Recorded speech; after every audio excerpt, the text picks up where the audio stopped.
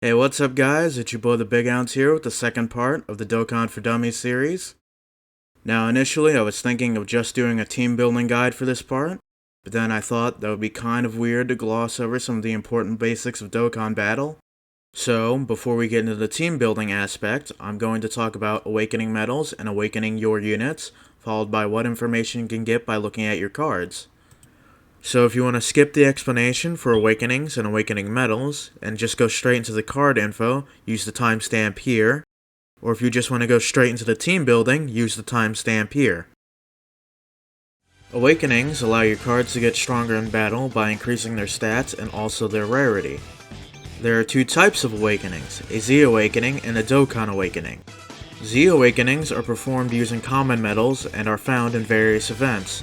You usually get a lot of these for free during celebrations, but they are easily obtained through growth events. Dokkan awakenings are performed using medals earned by completing Dokkan events. Each character has a specific set of medals that are acquired by completing their specific Dokkan event. On to general card information. A card's rarity is displayed on the left side of the card. Rarities are as follows: N for normal, R for rare, SR for super rare, SSR for super super rare, UR for ultra rare, TUR for transcended ultra rare. TURs aren't actually separate displayed rarity, just what a Dokkan Awakened unit is referred to as, and LR for legendary rare. The card's type is displayed below the rarity. Types fall into two groups. They fall into Super Type, reserved for characters that can be considered heroes, or Extreme Type characters, reserved for characters that are considered villains. These two groups share 5 different typings. AGL represented by blue, Tech represented by green, Int represented by purple, STR represented by red, and Fizz represented by orange. To the right, you will see the transformation button, which shows what a unit looks like when transformed, provided that it has a transformation. You can also see the growth button, which displays all the stages of awakening for a unit. To the right of that, you can see the card's name displayed. Going just below the middle of the card, you will see the card's stats displayed below. From left to right, it goes HP, attack, and defense. Right below that is the card's current level and team cost. Below that is the card's leader skill and super attack level, along with a description of the super attack. Super attacks have 10 to 20 levels depending on rarity, and whether or not the unit has been Extreme Z awakened. Selecting the Detail List button in the bottom allows you to see more information about your card. Here you can see the unit's passive skill, which affects all units on your current rotation, and its hidden potential activation. Followed by its active skill, if the unit has one, and link skills by pressing the small green Details button. You can see what a specific link skill does and what units share that skill. Below that, you can see what categories units are on, and by tapping those buttons, you can also see what units are on each category. Alright, on to team building. To keep this simple, we will talk about teams that are relevant to the current style of play in Dokkan Battle. Your category-based team of units that fit under a certain category, and your type-based team, which fit under a certain type.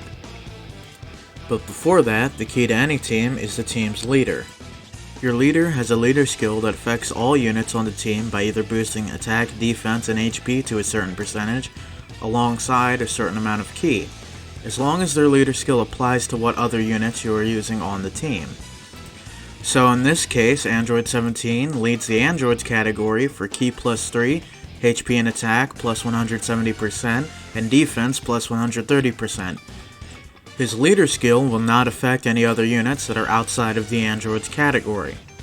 Essentially, for any team, all you need to do is focus on acquiring units that fit on your category or typing. Now, you might be tempted to throw in a bunch of LRs units onto a team and call it a day, and they may be able to just brute force events, but they tend to suffer from a lack of ki. Now, some units can make up for this deficiency, like LR Super Saiyan 4 Vegeta and Goku, who are able to receive additional ki from Rainbow Orbs, but the better, more balanced option is to utilize ki-based link skills and support units.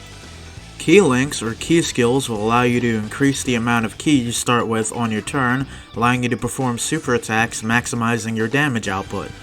Support units do this even better by not only having link skills, but having passive skills that boost stats like attack, defense, HP, and ki for all units on a rotation, allowing you to further increase your damage output.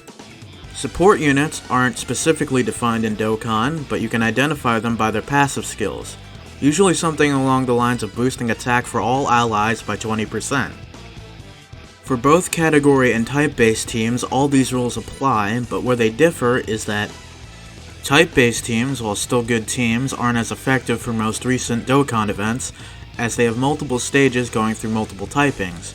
So if the boss of that event has a type advantage over your entire team, it can make some of them way harder, or even impossible, without the overuse of items or even Dragon Stones if you're unable to beat it. They are also generally weaker, having leader skills in the range of 70% to 120% boost in stats for their main leaders. While type-based teams have almost fallen out of favor, they are still relevant, as you'll need them if you want to complete things like Super Battle Road, or even Dokkan Ultimate Clash known as Battlefield. Where type-based teams have a distinct weakness of inflexibility, category-based teams have a distinct advantage of flexibility. This is because categories allow for different units of different typings to be on the same team, making it so you can cover type disadvantages in Dokkan events. They are also generally more powerful, having stat boost around 150 to 170% for leader skills. Here is a list of all categories in Dokkan Battle regardless of version of the game, and next to that are the initial main leaders for those categories. While most of these units are really good leaders, and all of them for the most part are good based off their performance stat-wise, there are a few category leaders and teams that just aren't as good anymore, especially with the advent of dual category leaders. Usually the reasons are as simple as many people just don't run that unit. For example, Strength Ultimate Gohan who leads Hybrid Saiyans. It could also be a case similar to that of Future Gohan. Not only was he replaced as the leader for the Future Saga category by Tech Future Trunks, his category is also outshined by a better version of it known as Time Travelers. He even has an intelligence counterpart that leads a different category on the JP version of Dokkan. Some units are limited by their categories, such as AGL Tapion, because not many people run the Giants category. Somewhat dishonorable mentions go to Super Saiyan 4 Gogeta. While still an amazing unit, you're better off running Super Saiyan Blue Gogeta or LR Transforming Gogeta if you have them. Another good unit is Omega Shenron. While his category suffers from a lack of units to choose from, his category really shines when you have all the Super Saiyan 4 units.